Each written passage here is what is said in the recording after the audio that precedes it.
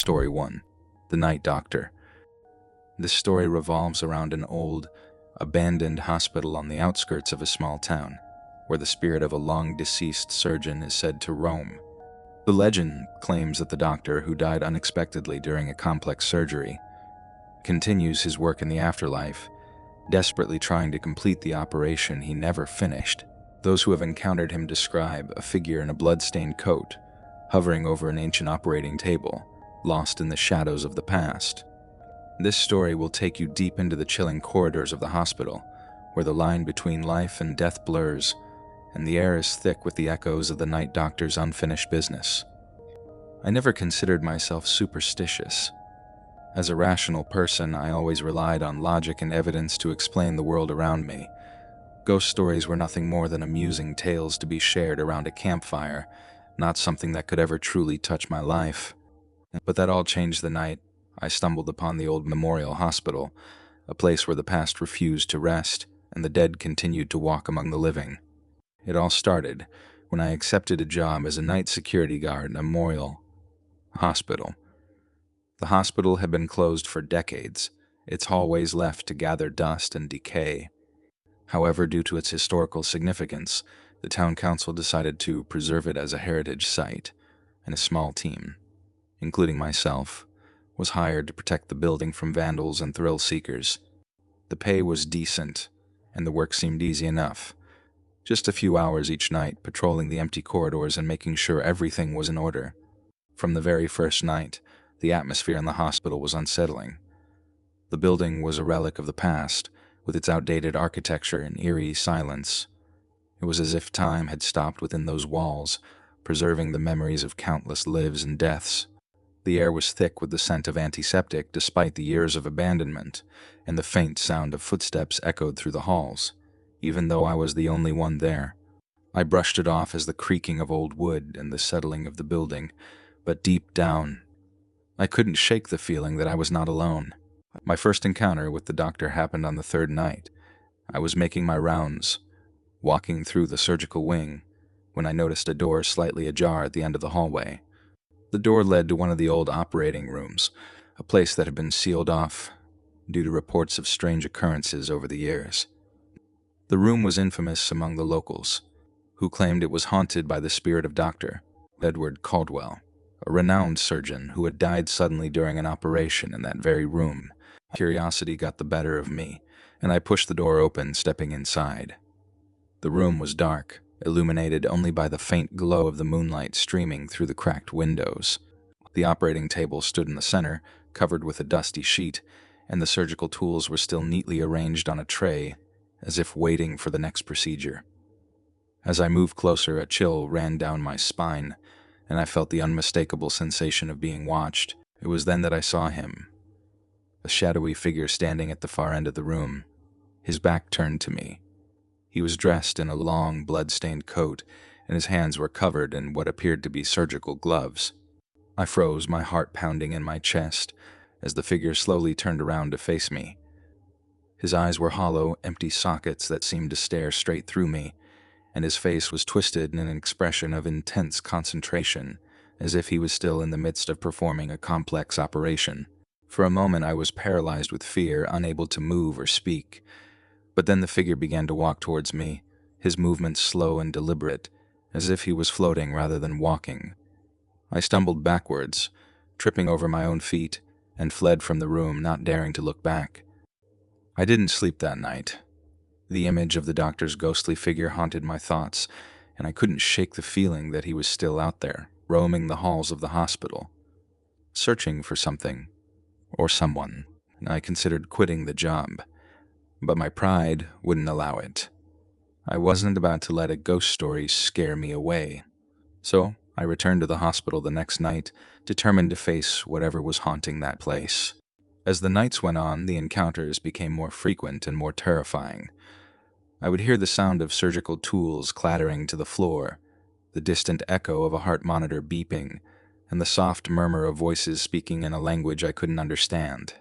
And always I would catch glimpses of the doctor, moving silently through the shadows, his presence growing stronger and more menacing with each passing night. One night, I decided to investigate the doctor's history, hoping to find some explanation for the strange occurrences. I spent hours poring over old records and newspaper clippings, piecing together the story of Dr. Caldwell. He had been a brilliant surgeon, dedicated to his work, but his obsession with his craft had ultimately led to his downfall. According to the records, Dr. Caldwell had been performing a high-risk operation on a young woman when he suddenly collapsed and died of a heart attack. The operation was never completed, and the patient died on the table. The more I learned about Dr. Caldwell, the more I became convinced that his spirit was trapped in the hospital, unable to move on until he completed the surgery he had started. But how could I help a ghost finish an operation? The idea was absurd. Yet I couldn't shake the feeling that I was somehow connected to this tragic story, that I had been drawn to the hospital for a reason. As the nights whereon the doctor's presence became almost unbearable, I would hear his voice whispering in my ear, feel his cold breath on the back of my neck, and see his ghostly form standing at the foot of my bed, watching me as I slept. I was exhausted, both physically and mentally, and I knew that I couldn't continue like this for much longer. Something had to be done. One night, I returned to the operating room where I had first seen the doctor. I brought with me a set of surgical tools, hoping that somehow I could help him finish what he had started. I placed the tools on the tray just as they had been on the night of his death, and waited. Hours passed, and nothing happened.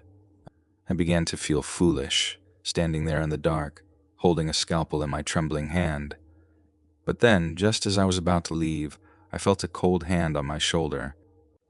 I turned around, and there he was, the doctor, his hollow eyes fixed on me with an intensity that sent chills down my spine.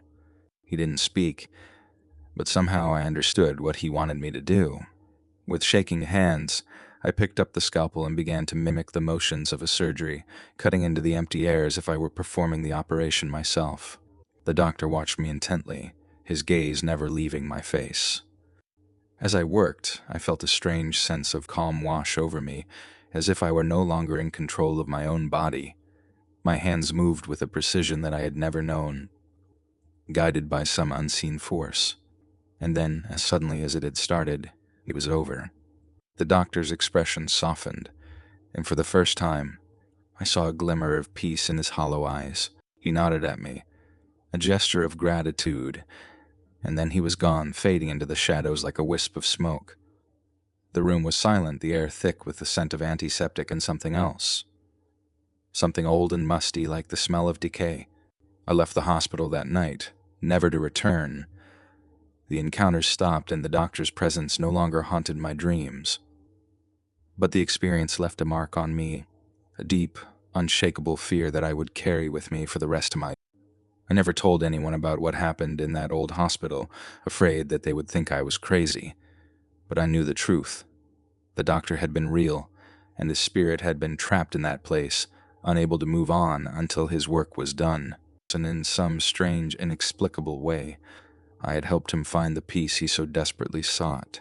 But even now, years later, I can't help but wonder, what would have happened if I hadn't helped him? Would he still be there, wandering the dark corridors of the hospital, searching for someone else to complete his final operation? Or would he have eventually found his way to me, no matter where I went, forever bound by the unfinished business that had kept him tethered to the world of the living? These are the questions that keep me awake at night, long after the lights have gone out and the shadows have settled in. And sometimes, just sometimes, I can still hear the faint sound of surgical tools clattering in the distance and the soft, raspy whisper of a doctor who will never truly rest. I left the hospital behind me, but the memories of that night stayed with me, lingering like a shadow that I couldn't shake. The sensation of being watched, the cold touch of the doctor's hand, and the eerie calm that had overtaken me during the operation. These moments played on repeat in my mind, haunting me even in the daylight. Weeks passed, and life seemed to return to normal. The hospital, now devoid of its spectral inhabitant, was quieter than ever. The town council eventually decided to close the site to the public permanently, citing safety concerns. It was as if the place had fulfilled its final purpose and was now ready to be forgotten. But I couldn't forget. I often found myself driving by the hospital, unable to resist the pull it still had on me. The building stood there silent and dark, its windows like empty eyes staring out at the world. Each time I passed by, I felt a pang of anxiety, a fear that the peace I had found was only temporary and that something still lingered within those walls, waiting to be discovered. It was around this time that I began to experience strange, unsettling dreams. In these dreams, I was back in the operating room, the same cold scalpel in my hand. The doctor was there, watching me with those hollow eyes, urging me to continue. But this time, there was something different. An overwhelming sense of urgency, as if the operation I was performing was a matter of life and death. The dreams grew more vivid and frequent, each one more disturbing than the last. I would wake up in a cold sweat, my heart racing, the sensation of the scalpel still lingering on my fingertips. The line between dream and reality began to blur, and I found myself questioning what was real and what was just a figment of my imagination. I knew I couldn't go on like this. I needed answers, something to put my mind at ease and put an end to the nightmares once and for all. So I started researching again, diving even deeper into the history of the hospital and Dr. Caldwell's life. I scoured old records, interviewed former staff members, and even spoke to local historians who had studied the hospital's past. It was during one of these interviews that I learned something that sent a chill down my spine. An elderly nurse who had worked at Memorial Hospital during its final years of operation told me about a rumor that had circulated among the staff. According to her, Dr. Caldwell had not died of a heart attack, as the official records claimed. Instead, he had been poisoned, the result of a feud with another doctor who was jealous of Caldwell's success. The operation that Caldwell had been performing at the time of his death had been a last-ditch effort to save his own life. An operation that he never completed. This revelation shook me to my core. It explained so much: the doctor's obsession with completing the surgery, the urgency I had felt in my dreams, and the lingering presence that seemed to haunt the hospital even after his spirit had found peace. Dr. Caldwell had been trying to save himself, and in doing so had become trapped in a limbo between life and death, doomed to relive that final, desperate moment for all eternity. But the most chilling part was yet to come. The nurse went on to tell me that there had been another patient in the operating room with Dr. Caldwell on the night of his death, a young boy who had been admitted with a severe head injury. The boy had been scheduled for surgery, but when Caldwell collapsed, the operation was never performed. The boy had died shortly after, his body quietly removed from the hospital and his death listed as an unfortunate incident. The thought of that poor child, lying helpless on the operating table while the doctor fought for his own life, filled me with a deep sense of dread. I couldn't help but wonder if the boy's spirit, too, had been trapped in that room, waiting for the surgery that never came. As these thoughts consumed me, the nightmares intensified. The dreams became longer, more detailed, and more terrifying. I was no longer just a bystander. I was the surgeon performing the operation with a sense of urgency that bordered on panic. I could feel the scalpel cutting through flesh, the blood pooling on the table, the patient's life slipping away with every passing second. And always, there was the doctor, his hollow eyes watching me, silently urging me to continue. One night, after waking from yet another nightmare, I made a decision. I couldn't go on like this, haunted by the ghosts of the past. I had to return to the hospital, to face whatever it was that still lingered there and put an end to it once and for all. The night was cold and moonless as I approached the hospital, the building looming ahead of me like a dark monolith. The front doors creaked as I pushed them open, the sound echoing through the empty hallways. And the air inside was still and heavy, thick with the scent of decay and something else. Something I couldn't quite place. I made my way to the surgical wing, my footsteps muffled by the dust that had settled over the years. The hallway was exactly as I remembered it, the door to the operating room slightly ajar, inviting me in. I hesitated for a moment, my heart pounding in my chest, but then I pushed the door open and seized the room was just as it had been in my dreams. The operating table stood in the center, the surgical tools laid out neatly on the tray, as if waiting for the next procedure. The air was cold and the silence was oppressive, broken only by the faint sound of my own breathing. I moved to the table, my hands trembling as I reached for the scalpel. As soon as I touched it, a wave of nausea washed over me and I felt a sudden, overwhelming sense of dread. It was as if the room itself was alive, watching me, waiting for me to make the first cut. I took a deep breath and began the operation, just as I had done in my dreams. The motions came easily, as if I had done this 1,000 times before. But as I worked, the room seemed to grow darker, the shadows closing in around me. The air became thick and stifling, and the walls seemed to pulse with a life of their own. And then I felt it, a cold hand on my shoulder, the same hand that had guided me before. But this time, the touch was different. It was not a gesture of guidance, but of desperation. The doctor's spirit was there, hovering over me, his hollow eyes filled with a terror that I had never seen before. I stopped, my hand frozen in midair, and turned to face him. He was there, just as he had been in my dreams, his face twisted in an expression of pure agony, but there was something else. A shadowy figure standing behind him, its form indistinct but radiating a malevolent energy that made the hair on the back of my neck stand on end. The figure reached out, its hand passing through the doctor's body as if it were made of smoke, and I realized with a jolt of horror what it was. It was the boy, the child who had died on that operating table all those years ago. His spirit had been trapped in the room just like the doctor's, but unlike the doctor, he had not found peace. He had become something else, something twisted and dark, consumed by the pain and fear of his final moments. The boy's spirit reached for me and I felt a cold, suffocating darkness envelop me, pulling me into the depths of his despair. I couldn't breathe, couldn't move, as the shadows closed in around me, the room spinning out of control. I could hear the doctor's voice, faint and distant, pleading with me to finish the operation, to put an end to the nightmare that had trapped them both for so long. But I couldn't.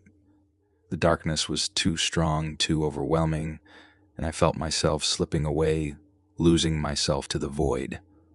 The last thing I saw before everything went black was the doctor's face, twisted in a final, desperate plea, and the boy's shadowy form, reaching out to drag me down into the darkness with him. When I woke up, I was lying on the floor of the operating room, the cold, hard tiles pressing against my back. The room was silent, the air still and empty. The shadows were gone, and the feeling of dread that had suffused the room had vanished, replaced by a deep, hollow emptiness. I stumbled to my feet, my body aching and my mind reeling from the experience. The scalpel lay on the floor beside me, its blade gleaming in the dim light. I picked it up, staring at it for a long moment before setting it back on the tray. I left the hospital that night, for the last time. The nightmares stopped and the doctor's presence no longer haunted me. But I knew that the peace I had found was only temporary, that the darkness I had encountered in that room would never truly be gone. The hospital was eventually torn down, the land sold to developers who built a new housing complex on the site. But sometimes, when I drive by, I can still feel the weight of the past, lingering in the air like a dark cloud. The shadows may have been banished, but the memory of what happened in that room will never fade.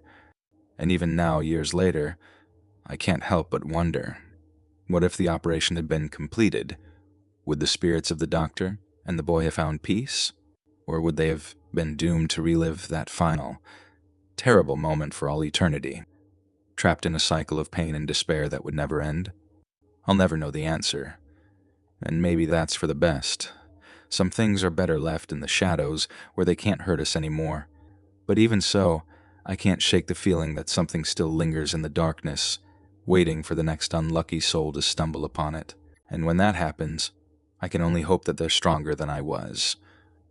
Strong enough to face the shadows and come out on the other side with their sanity intact.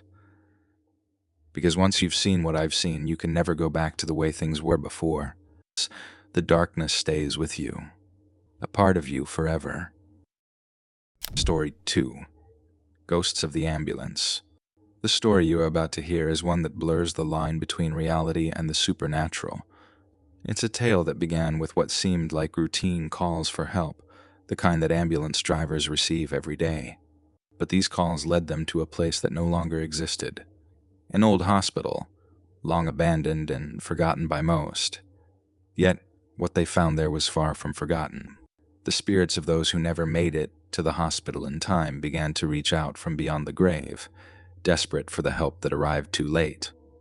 This is a story about the strange and terrifying encounters with those restless souls, about the fear that grips you when you realize the dead are not at rest. I've been working as an MT for about 5 years when I first heard the whispers. They circulated through the station like a ghost story, the kind you tell around a campfire to scare the new recruits. But there was something different about this tale. Something in the way the older drivers spoke of it, their voices lowering to a hush, their eyes betraying a nervous flicker. They talked about the abandoned hospital on the outskirts of town, how sometimes they would get calls to go there, and how those who did never came back the same. Of course, I didn't believe it. Who would? We're trained to deal with the worst, to stay calm in the face of chaos. We see more in a month than most people see in a lifetime. Death, suffering, the fragility of human life laid bare.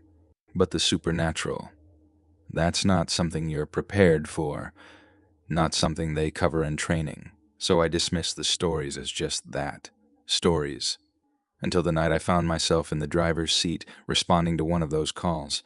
It was a quiet night, the kind where the stillness feels like a warning. I was partnered with Tom, a seasoned MT with a decade of experience. He was a man of few words, but his presence was reassuring, a rock-solid figure in the chaos of the job. The call came in around 2 a.m., a priority response to an accident in the old industrial district. It wasn't a place we went often. Most of the buildings there had been shuttered for years, falling into decay, but the voice on the other end of the line was insistent, almost frantic, urging us to hurry. As we sped through the deserted streets, I couldn't shake the feeling that something was off. The roads were empty, not even a stray car or a wandering soul in sight. It was as if the city itself had gone to sleep, leaving us alone in the night. The address we were given didn't match any of the usual spots. No landmarks, no familiar signs. Just an old street that I could barely remember, one that led to a part of town most had forgotten. "We're getting close," Tom muttered, checking the GPS. But as he did, the screen flickered, the signal cutting in and out as if struggling to find us. I felt a chill run down my spine, the temperature in the cab seeming to drop a few degrees. Tom's hands tightened on the wheel, his knuckles white against the dark leather. Finally, we pulled up to the location. What stood before us was an old building, its windows boarded up, the paint peeling away like dead skin. The sign above the entrance was barely legible, but I could make out the words St. Mary's Hospital. A wave of unease washed over me. This place had been closed for years, ever since it was deemed unsafe and the patients were transferred to a new facility across town. "This can't be right," I said, more to myself than to Tom. But he was already unbuckling his seatbelt, his face set in a grim expression. "We're here," he replied, his voice betraying no emotion. "Let's check it out." Reluctantly, I followed him out of the ambulance, the cold night air biting at my skin. We approached the building, our footsteps echoing in the silence. The door creaked as Tom pushed it open, the sound reverberating through the empty halls like a dying groan. The interior was dark, the only light coming from the beam of our flashlights. Dust hung in the air, and the smell of mildew was overpowering. "Hello?" Tom called out, his voice bouncing off the walls. But there was no response, only the distant sound of dripping water somewhere deep within the building. We moved deeper into the hospital, the walls lined with peeling posters and rusted medical equipment. It was as if time had stopped here, the remnants of the past lingering like ghosts. And then we heard it, a faint sound, like the shuffling of feet. Tom and I exchanged a glance, his brow furrowed in confusion. We followed the sound down a narrow corridor, the walls closing in on us, the air growing colder with each step. The sound grew louder, more distinct, like the soft padding of bare feet on linoleum. We turned a corner and stopped dead in our tracks. There, standing at the end of the hall, was a figure. It was a woman, her back to us, dressed in a hospital gown. Her hair was long and unkempt, falling in dark, tangled waves down her back. She stood still, unmoving, as if waiting for something. "Ma'am." Tom called out, his voice cracking slightly, but she didn't respond, didn't even acknowledge our presence. He took a step forward, but I grabbed his arm, pulling him back. "Wait," I whispered, my heart pounding in my chest. There was something wrong, something deeply unsettling about the way she stood there, so still, so silent. But Tom shook me off, his expression hardening. "We have to help her," he said, more to himself than to me. And before I could stop him, he started walking toward her. I watched, frozen in place, as he approached the woman, his footsteps echoing in the narrow corridor. He was almost close enough to touch her when she suddenly moved, her head snapping to the side as if she had heard something. Tom stopped, his hand hovering in the air. And then, slowly, she began to turn around. What I saw when she did will haunt me for the rest of my life. Her face, if you could even call it that, was twisted, distorted, as if someone had taken a photo and smudged it with their hand. Her eyes were dark, hollow pits, her mouth stretched into a grotesque grin. She opened her mouth, and a low, guttural moan escaped her lips, a sound that seemed to reverberate through my entire being. "Tom," I shouted, but he was already reaching for her, his hand trembling. Before I could react, she lunged at him, her hands clawing at his face. He screamed, a blood-curdling sound that echoed through the empty halls, and I watched in horror as he collapsed to the ground, her form looming over him like a dark shadow. I don't remember much after that. I must have run, my feet pounding against the cold floor as I fled the hospital, my breath coming in ragged gasps. The next thing I knew, I was back in the ambulance, my hands shaking so badly I could barely get the key into the ignition. Somehow I managed to start the engine, and I sped away from that place, the tires screeching against the pavement as I put as much distance between myself and that cursed hospital as possible. I radioed for backup, my voice shaking as I tried to explain what had happened. They found Tom the next morning, lying unconscious in the corridor where I had left him.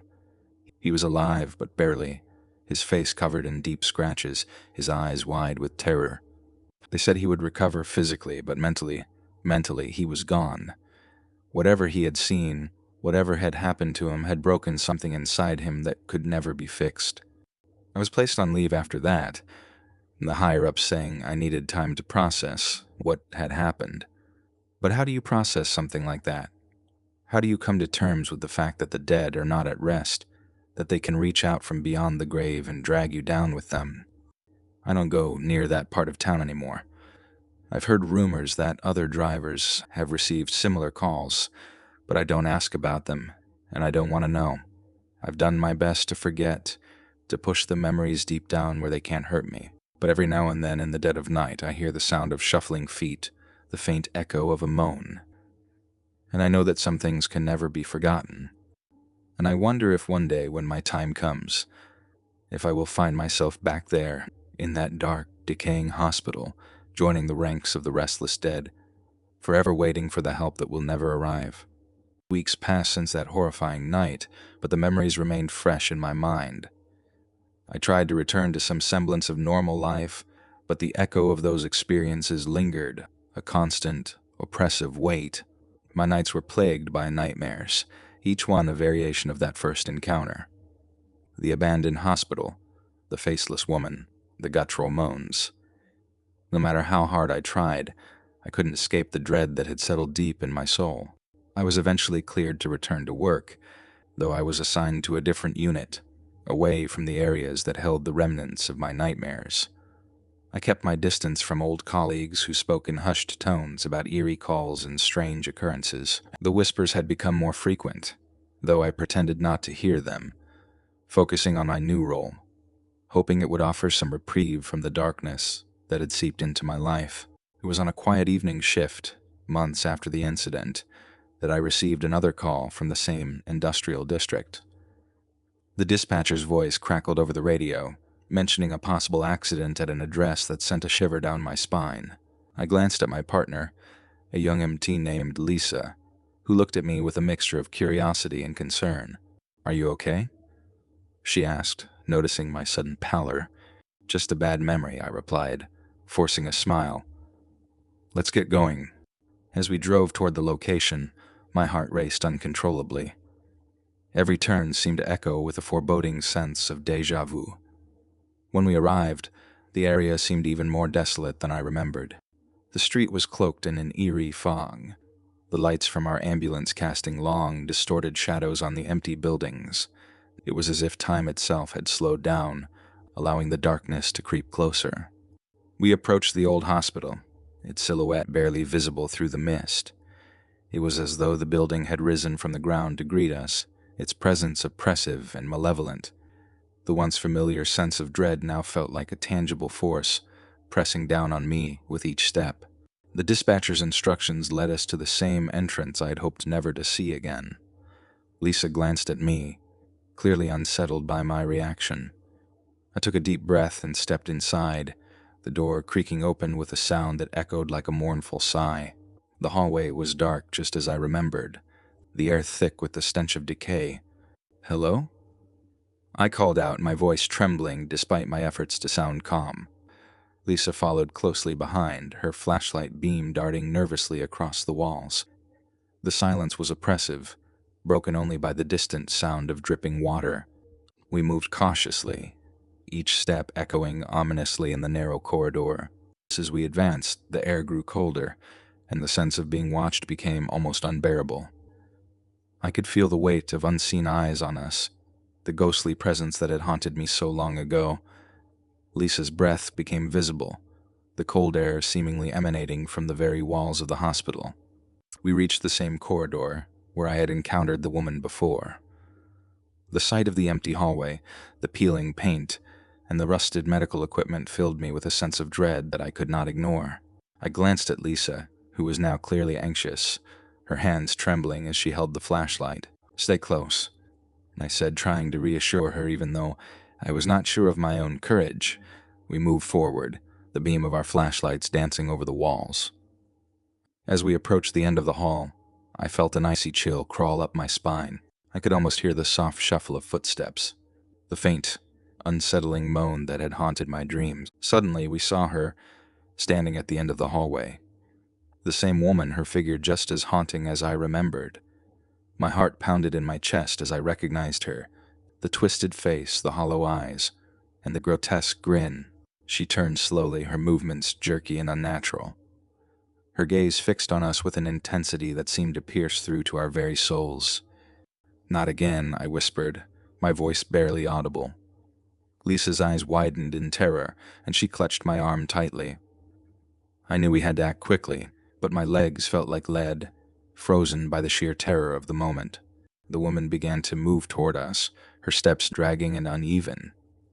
As she came closer, the temperature in the hallway dropped dramatically, the air becoming frigid and suffocating. Lisa and I exchanged a panicked glance, our breaths forming visible puffs in the icy air. "We need to leave.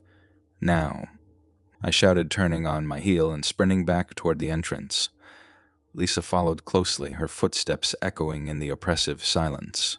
We ran through the darkened halls, the sound of our frantic breathing mingling with the distant, mournful moan of the woman pursuing us. We burst through the door and into the night, the cold air hitting us like a slap. I fumbled with the keys, my hands shaking uncontrollably as I tried to unlock the ambulance. Lisa was already climbing in, her face pale and eyes wide with fear. I managed to start the engine, the vehicle lurching into motion as we sped away from the cursed hospital. As we drove away, I glanced back through the rearview mirror.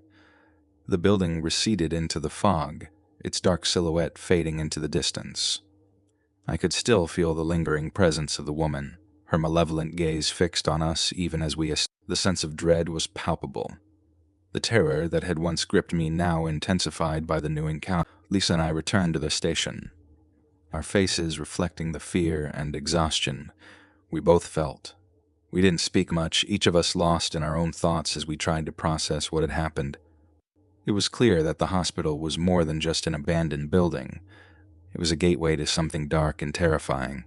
In the days that followed, I couldn't shake the feeling that the ghosts of that place were still watching, waiting for something.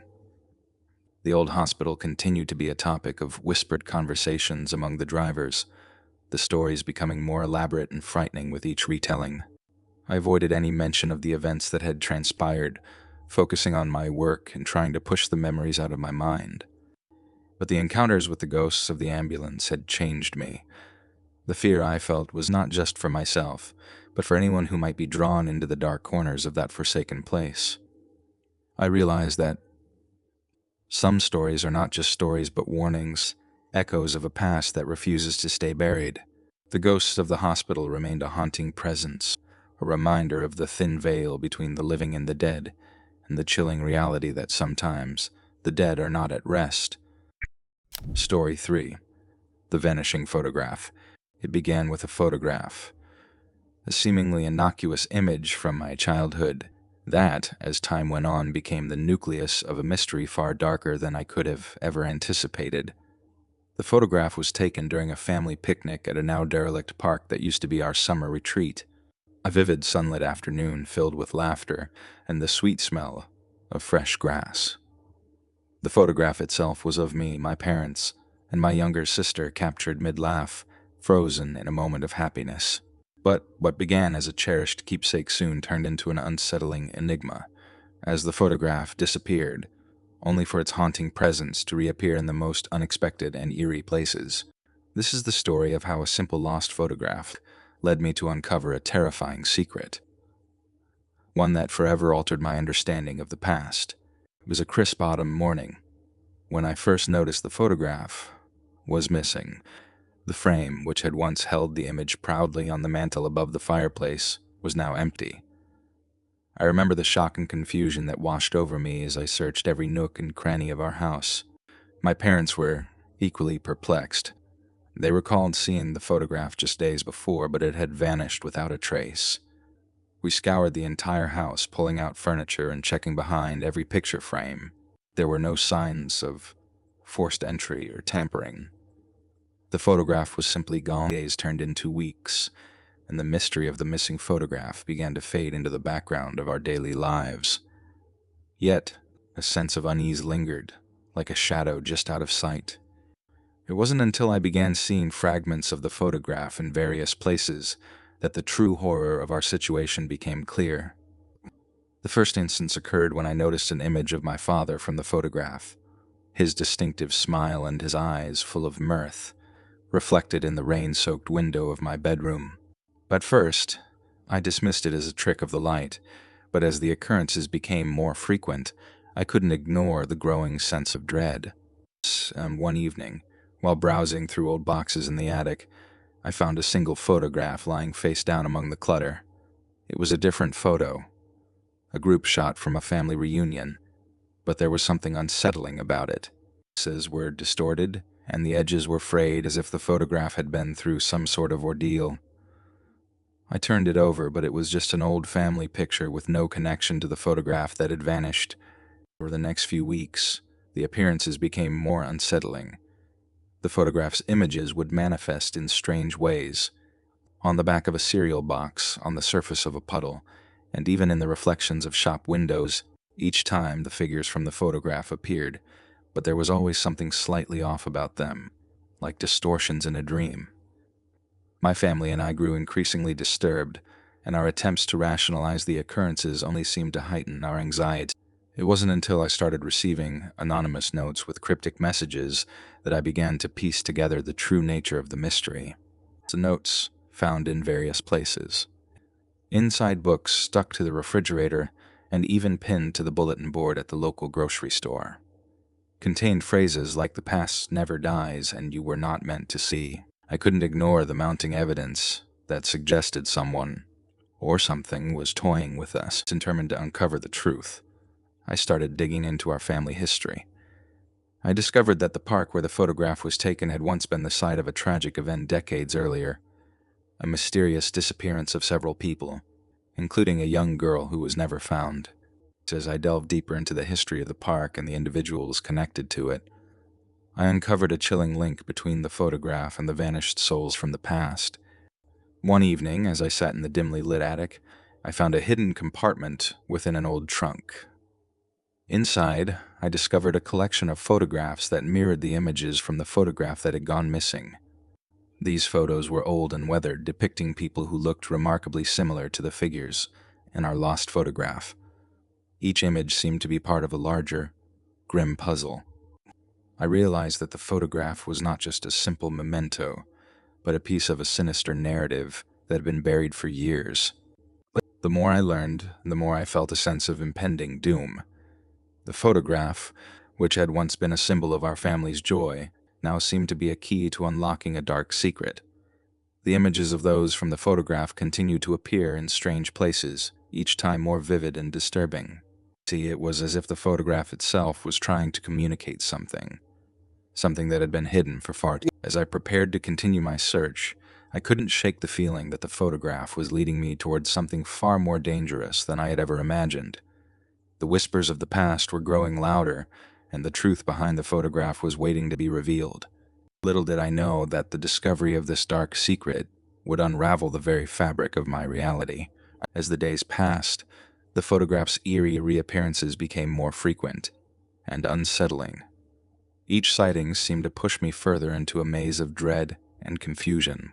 I felt like I was being led on a twisted scavenger hunt, with each clue revealing more about the dark history connected to our missing photograph.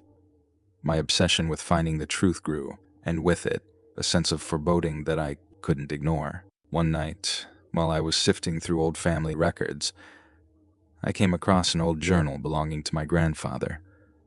The journal was tattered and yellowed with age, but it was filled with details about our family's history that I had never known. An entry, in particular, caught my attention. It spoke of an old family secret, something that had been kept hidden for generations. The journal mentioned a forbidden ritual and a family curse, but the details were vague and cryptic.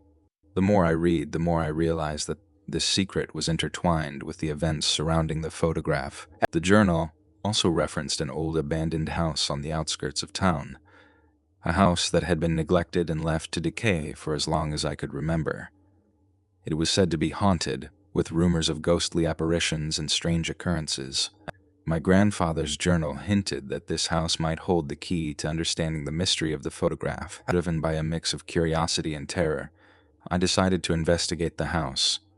On a chilly, foggy evening, I ventured out to the property. The house loomed ominously in the distance, its once grand facade now crumbling and overgrown with weeds. As I approached, a shiver ran down my spine. The air was thick with an unsettling silence, broken only by the rustling of leaves and the occasional creak of the dilapidated structure. I entered the house through a broken window, carefully stepping over shards of glass and debris. The interior was shrouded in darkness, with only the dim light from my flashlight cutting through the gloom. The air was heavy with dust, and the smell of decay filled my nostrils. I made my way through the house, my footsteps echoing in the emptiness. The once familiar rooms were now twisted and alien, with cobwebs and rotting furniture creating a surreal landscape. As I explored, I found a hidden door in the basement, partially concealed by a pile of old furniture. My heart raced as I pried it open, revealing a small, dimly lit room. Inside, there was an altar covered in strange symbols and an assortment of old artifacts. Among them was a box, adorned with intricate carvings that seemed to pulse with a faint, otherworldly energy. I opened the box, and inside, I found several photographs, each one depicting scenes from the park where our photograph was taken. One photograph in particular stood out. It showed a group of people, including a young girl who resembled my sister, gathered around a similar altar in the park. The image was hauntingly familiar, and I could see that the people in the photograph were dressed in old-fashioned clothing, as if they were from another era. Suddenly, a cold draft swept through the room, extinguishing my flashlight. I was plunged into darkness, and a sense of dread overwhelmed me. I heard faint whispers, like distant voices carried on the wind. Panic set in as I fumbled for my phone, using its light to illuminate the room. The whispers grew louder, forming words that seemed to beckon me deeper into the house. I followed the voices, my heart pounding in my chest, until I reached a hidden chamber behind a bookcase. Inside, I found a small, dusty shrine adorned with photographs, candles, and strange objects. The shrine seemed to be dedicated to the same people in the photographs I had found earlier. In the center of the shrine was an old diary, bound in cracked leather. I opened it, and the pages revealed detailed accounts of rituals and sacrifices performed in the park. The diary spoke of a dark pact made by a group of people who had gathered in the park years ago. They had sought to gain power and immortality through forbidden rituals, but something had gone horribly wrong. The pact had backfired, leading to the disappearance of the participants and the creation of a curse that bound their souls to the photograph. The diary detailed how the photograph was the vessel through which their spirits remained trapped, longing for release. As I read the diary, a sudden realization hit me. The photograph that had vanished was not merely a memory, but a key to breaking the curse. The images that had appeared in strange places were the trapped souls trying to communicate their plight. The photograph's disappearance was a signal that the curse was reaching its climax. Determined to put an end to the torment, I knew I had to return to the park and confront the source of the curse. I raced back to the park, guided by the fading light of dawn. The park was eerily quiet, with an oppressive sense of foreboding hanging in the air. I made my way to the spot where the old altar had once stood. Guided by the descriptions from the diary, there in the heart of the park, I performed a ritual outlined in the diary, hoping to break the curse and release the trapped souls. As I chanted the incantations and placed the photographs on the altar, a powerful wind swept through the park. The air crackled with energy, and I felt a surge of intense emotion: fear, sadness, and relief. The ground trembled, and I saw the figures from the photographs materialize before me, their faces filled with gratitude. As the ritual concluded, the figures slowly faded away, leaving behind a profound silence. The photograph that had caused so much distress was finally restored to its rightful place. The curse was broken, and the spirits were freed from their torment. The park once again felt peaceful and serene, as if the dark shadows had been lifted. With the mystery resolved and the curse lifted, I returned to my family, relieved but forever changed by the events. The photograph, now safely returned to its frame, serves as a reminder of the dark history we uncovered and the importance of confronting the past. This is the story of how a simple photograph led to the revelation of a hidden curse and the liberation of trapped souls. It's a tale of mystery, courage, and the enduring power of the past, a story that will stay with me for the rest of my life. Story 4. The Forgotten Archives. The old museum, perched at the outskirts of a small sleepy town, was an edifice of grandeur and decay. Its ivy-clad facade and towering spires seemed to hold a myriad of stories within their weathered stones. The museum had long been a repository of history, its halls echoing the footsteps of visitors who came to admire its exhibits. Yet, hidden from the public eye was a darker, more sinister undercurrent that few had ever suspected. As an intern, my days were filled with the usual tasks of cataloging and organizing artifacts. It was a dream job for a history enthusiast like me, though the work often involved wading through piles of dusty documents and ancient files. The basement was a realm of its own, a sprawling underground storage area that seemed almost like a secret world. It was here, in this dimly lit expanse, that I would come face to face with a mystery that would change everything I thought I knew about the museum.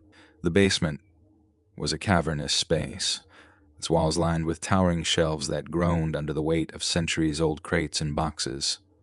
The air was thick with the smell of aged paper and mildew, a scent that seemed to cling to everything and anyone who vanished. My flashlight cast a narrow beam of light, cutting through the shadows and revealing the dust motes that danced lazily in the still air.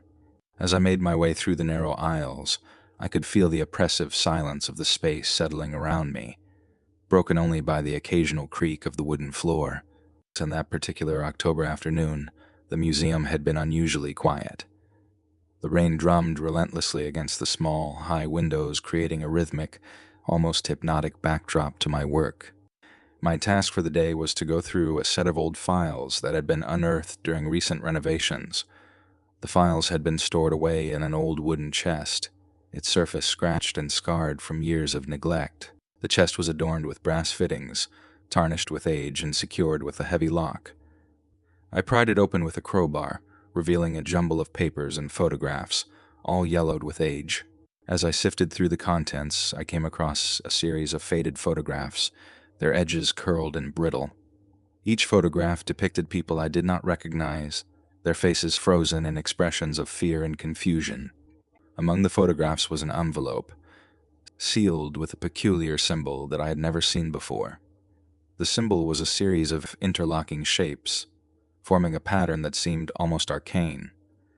I hesitated for a moment before opening the envelope, curiosity getting the better of me. Inside, I found a collection of handwritten notes and newspaper clippings, all detailing the mysterious disappearances of several individuals from the 1940s. The newspaper articles were disjointed and fragmented, each one offering a glimpse into the lives of the missing people. The articles were often cryptic, providing little more than the barest details about the disappearances. Each missing person had vanished without a trace, and their cases had grown cold over the years, swallowed by time and indifference. One article, dated from 1942, caught my eye. It detailed the disappearance of a young woman named Eleanor Blackwood. The article described how Eleanor had been last seen leaving the museum late one evening, only to vanish without a trace. The article was accompanied by a photograph of Eleanor, her eyes wide with a haunting mix of fear and resignation. As I continued to read, I noticed a pattern emerging. Each disappearance seemed to be linked to specific exhibits and artifacts that had been displayed at the museum at the time. The artifacts were described in vague terms, often as curious or unusual, but they were always present at the center of the disappearances. I was intrigued by these connections and decided to investigate further. My research led me to a former curator of the museum, an elderly man named Samuel Abernathy. Samuel had retired many years ago and was known to be reclusive, living alone in a dilapidated house on the outskirts of town.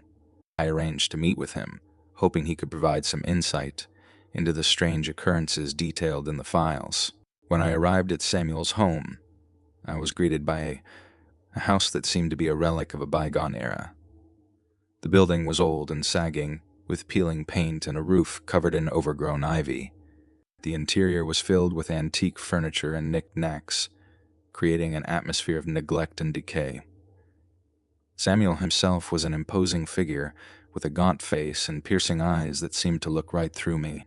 Samuel was hesitant to speak at first, his voice raspy and filled with apprehension. When I presented him with the documents and photographs, his expression changed from curiosity to fear. He took a deep breath and began to recount the dark history of the museum.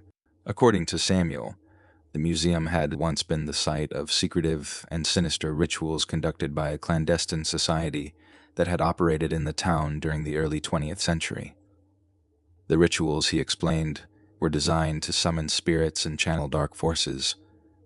The artifacts connected to the disappearances were believed to be linked to these ceremonies, and the spirits of those who had vanished were said to haunt the museum, seeking recognition for their suffering.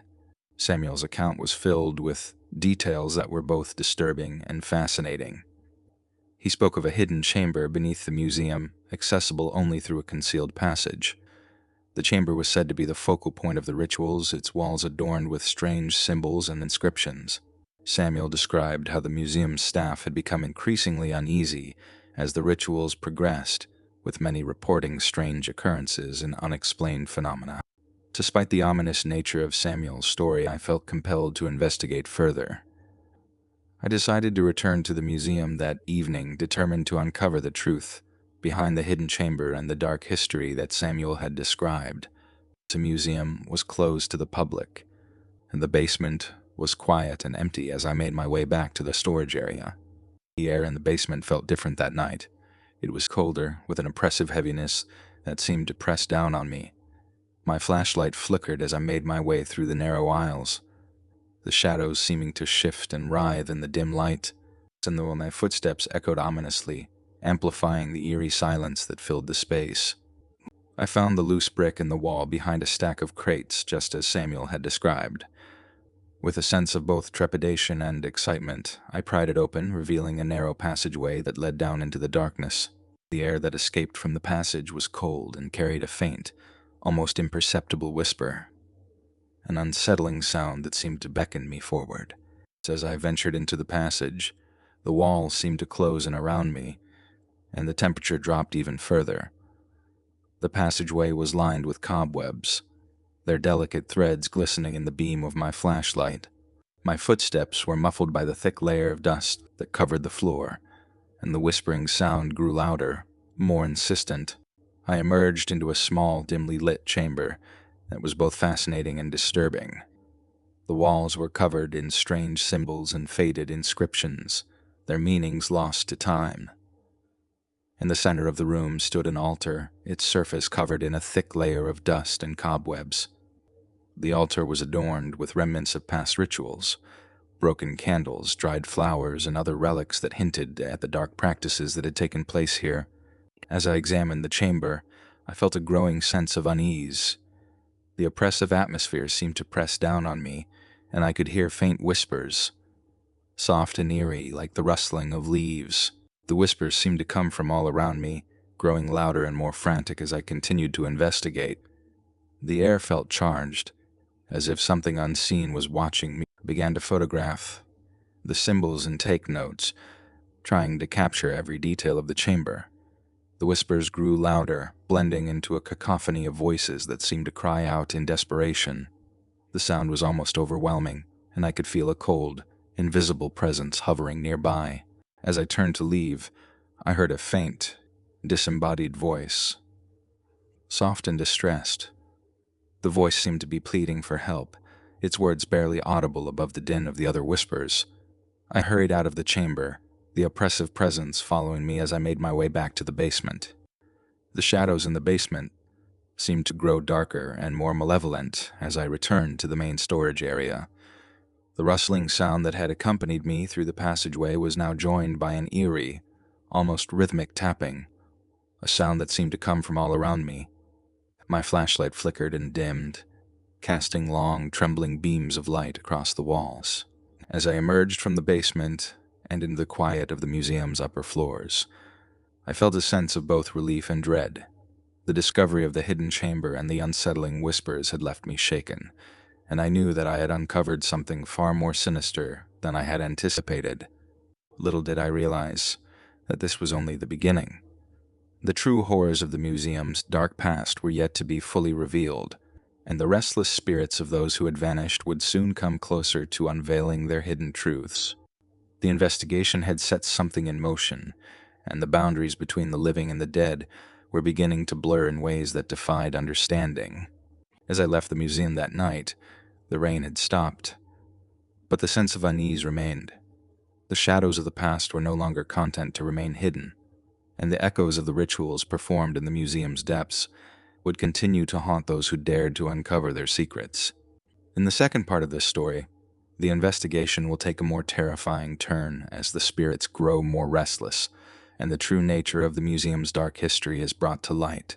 The lines between reality and the supernatural will blur even further, leading to a climax that will challenge everything the protagonist thought they knew.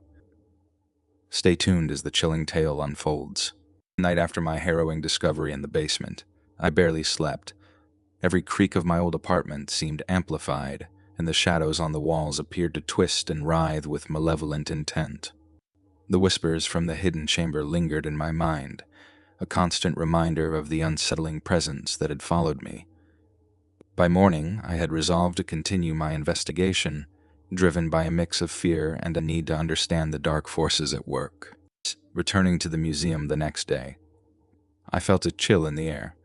Though the weather outside was mild, the building seemed to take on a different character, its once familiar halls now filled with an oppressive heaviness. I headed back to the basement, my heart pounding with apprehension as I retraced my steps to the hidden chamber. The passageway, with its cobwebs and strange symbols, still held an unsettling aura, as if it were a gateway to something beyond the realm of the living. I decided to research the symbols and inscriptions from the hidden chamber. In the museum's library, I pored over old books and documents, seeking any information that could explain their meaning. The symbols were unlike anything I had encountered before. Complex, interlocking patterns that seemed to pulse with a dark energy. Despite my best efforts, I found little concrete information. The symbols appeared to be part of a broader set of occult practices, with references scattered across various texts, but no clear explanation of their purpose. My search led me to the local historical society, where I hoped to find more about the museum's past and its connection to the occult. I spoke with an elderly historian named Margaret, who had spent decades studying the town's history. Her eyes widened with recognition when I mentioned the museum and its secret rituals. Margaret revealed that the town had once been home to a secretive group known as the Order of the Veil. This society was rumored to have practiced ancient rites and occult ceremonies in the early 20th century, with the museum serving as one of their primary locations. According to Margaret, the order was believed to have been disbanded following a series of mysterious events and disappearances that culminated in a public scandal. However, the true nature of their activities remained shrouded in mystery. The Order of the Veil was said to have been obsessed with summoning and controlling spirits, seeking to harness their power for various purposes. The rituals they performed were designed to open a gateway between the living world and the spirit realm, allowing them to communicate with and manipulate the spirits trapped on the other side. Margaret's research suggested that the artifacts connected to the disappearances were not merely relics but tools used in these dark ceremonies. Determined to uncover more, I returned to the museum, now armed with new knowledge. The basement felt even colder and more oppressive than before. I headed straight for the hidden chamber, where I began a more thorough examination of the symbols and artifacts. My flashlight flickered intermittently, casting airy shadows that seemed to dance on the walls. The whispers from the previous night had returned, though they were now accompanied by faint, ghostly echoes that seemed to reverberate through the chamber. As I studied the chamber, I discovered a hidden compartment within the altar. Inside, I found a small, ornate box, intricately carved with the same symbols I had seen on the walls. The box was locked, but I managed to pry it open using a screwdriver. Inside, I found a collection of old documents, handwritten in a script that was both foreign and familiar. The documents appeared to be records of the rituals performed by the Order of the Veil, detailing the methods and incantations used to summon and control spirits. One document in particular stood out. It was a detailed account of a ritual that had gone horribly wrong. The writer described how the ritual had failed to close the gateway between the worlds, resulting in a surge of malevolent spirits that wreaked havoc on those present. The account concluded with a chilling note. The spirits are restless and demand recognition. Until they are acknowledged, they will torment those who seek to uncover their stories. As I read the document, the temperature in the chamber dropped abruptly, and a cold draft swept through the room. I felt an overwhelming sense of dread, as if the spirits described in the accounts were reaching out to me. The whispers grew louder, now mingled with mournful cries and frantic pleas. I decided to conduct a séance, hoping to communicate with the spirits and gain insight into their plight. I set up a small circle of candles and placed the artifacts I had found on the altar. With a trembling voice, I recited an incantation from the documents, inviting the spirits to make their presence known. The room grew darker as the candles flickered and dimmed. The whispers coalesced into a single anguished voice that seemed to come from everywhere and nowhere at once. The temperature continued to drop, and I could see my breath misting in the air. Shadows moved across the walls, taking on forms that were both familiar and alien. A sudden gust of wind extinguished the candles, plunging the room into darkness. In the pitch-black void, I felt a presence, cold and oppressive, surrounding me. The whispers were now a cacophony of voices, each one pleading for release, for recognition, for justice. I could feel their pain and despair, a tangible force that seemed to press down on me. In the darkness, I saw fleeting glimpses of ghostly figures, shadowy shapes that flickered in and out of view. Their faces were twisted in expressions of torment, their eyes hollow and empty. The spirits seemed to be reaching out to me, their forms barely visible in the dim light of the candles that had been extinguished. I felt a sudden intense pressure on my chest, as if the spirits were trying to communicate something urgent. With a final, desperate cry, the whispers fell silent, leaving me alone in the darkness. I fumbled for my flashlight, my hands shaking uncontrollably. When I finally managed to turn it on, the room was empty. The altar and artifacts were undisturbed, but the oppressive presence had vanished. I left the chamber, feeling both relieved and shaken. The spirits had made their presence known, but their message remained unclear. The investigation had revealed a dark and disturbing truth, but the full extent of the museum's secrets was still shrouded in mystery. In the days that followed, I continued to research the history of the Order of the Veil and the museum. I spoke with local historians and delved into archival records, seeking any additional information that could shed light on the Order's activities and the fate of the missing individuals. The more I learned, the more I realized that the museum's past was far more complex and sinister than I had ever imagined. The museum, it seemed, had been a focal point for the Order's dark rituals. The artifacts connected to the disappearances were not merely relics, but instruments of the rituals designed to manipulate and control the spirit realm. The spirits of those who had vanished were trapped, their souls restless and seeking recognition for their suffering. As I continued my research, I began to notice subtle changes in the museum. Objects seemed to move on their own, and the shadows in the basement appeared to shift and writhe. The whispers, once confined to the hidden chamber, now seemed to echo through the museum's halls, a constant reminder of the spirit's presence. One evening, as I was leaving the museum, I encountered a visitor who seemed unusually interested in the museum's history. He was a middle-aged man with a solemn expression, and he carried an old leather briefcase that seemed out of place. We struck up a conversation, and he revealed that he was a historian specializing in occult practices. He had been researching the Order of the Veil for years and had come to the museum seeking additional information. The historian's presence was both reassuring and unsettling. He seemed to know a great deal about the Order and its rituals, and he spoke with a knowledge that bordered on the esoteric. He shared with me some of his own findings, including detailed accounts of the Order's practices and the nature of the spirits they sought to control. According to the historian, the Order's rituals were designed to create a link between the living and the dead, allowing them to summon and communicate with spirits.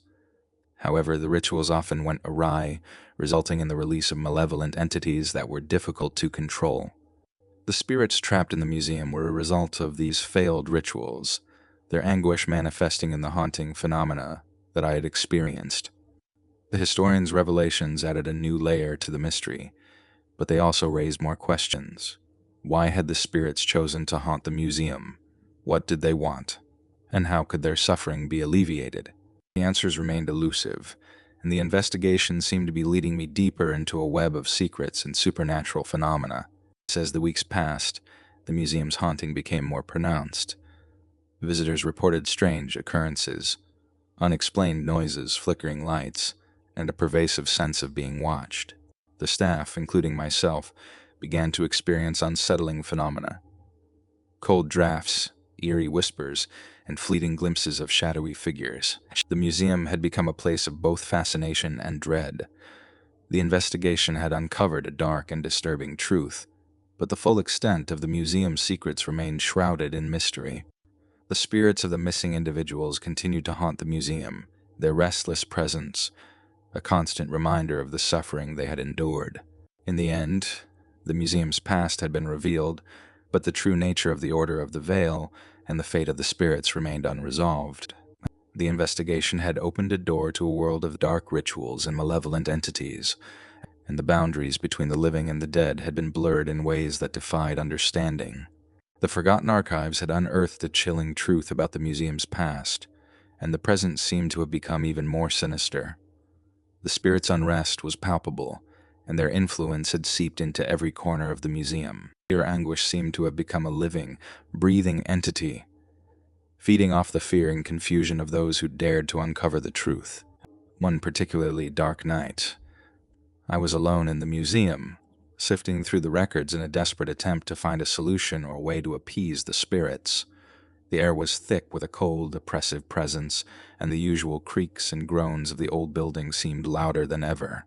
Shadows danced on the walls, elongating and contracting as if mocking my attempts to find answers. During my research, I discovered a peculiar letter hidden among the museum's administrative records. It was addressed to a mysterious figure named Elias Blackwood and written in a trembling hand. The letter spoke of urgent need to cease the rituals and release the trapped spirits before it was too late. It was dated shortly before the museum scandal, suggesting someone had tried to intervene. Blackwood was known for his dark practices and had vanished mysteriously shortly after the letter. His disappearance was a puzzle that deepened the mystery. Determined to find answers, I reached out to a historian who had knowledge of occult practices. He revealed that Blackwood had been obsessed with breaking the barrier between the living and the dead. His experiments had led to the release of malevolent spirits, including those trapped in the museum. The historian suggested that finding an ancient talisman might be crucial in reversing the dark rituals. After days of searching, I discovered an abandoned estate on the outskirts of town, where I found the talisman hidden in a secret room. With the talisman in hand, I returned to the museum, prepared to perform the final ritual. The basement was now a place of palpable dread, and the ritual required intense focus. As I recited the incantations, the temperature dropped, and the spirit's presence grew stronger. The talisman glowed with a faint light as I completed the ritual, and a blinding light filled the room. The oppressive atmosphere of the basement lifted, and the spirits seemed to coalesce into a swirling, ethereal form before their cries faded into a distant wail. The shadows retreated, and the temperature returned to normal. The museum, once haunted by darkness and torment, now felt lighter and more serene. The spirits had been acknowledged, and their suffering addressed. The museum's history was laid to rest, and it finally found peace. As I left the museum for the final time, a sense of closure and relief enveloped me. The tale of the forgotten archives had revealed a dark and unsettling truth, but it also provided a path to redemption. The spirits were free, and the museum could now rest in tranquility.